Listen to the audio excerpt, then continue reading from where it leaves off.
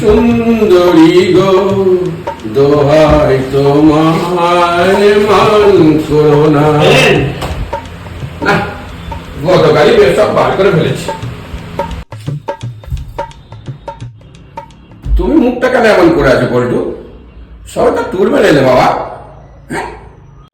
ওই ট্যুরটাই তো কাল হলো, ধনে পানে টাকা পয়সা সব শেষ হয়ে গেল। কেন, কোনো প্র্যাকটিসিং বৌদির পেছনে ডুবলিং করছিলে নাকি? না স্যার, তাহলে আসলে হয়েছেটা কি, যে ট্যুরটা থেকে ফিরছিলাম না, সেই ট্যুরে একটা সুন্দরী মহিলা ছিল। তাই? আসলে কি হলো, ওই মহিলার সাথে এ কথা ও কথা বলতে বলতে একটা ঘনিষ্ঠতা তৈরি হলো। তারপরে উনি আমায় বলল, আপনি যদি আমায় 500 টাকা দেন তাহলে আমার পাটা দেখাবো কি দেখাবো না। এই তারপর তারপর তারপর তারপর আবার কি, তারপর যেই আমি 500 টাকা দিলাম সেট করে, উনি ওনার পায়ে হাঁটু পর্যন্ত তুলে সেট করে আমায় দেখিয়ে দিল। এই তারপর তারপর তারপর কি হলো?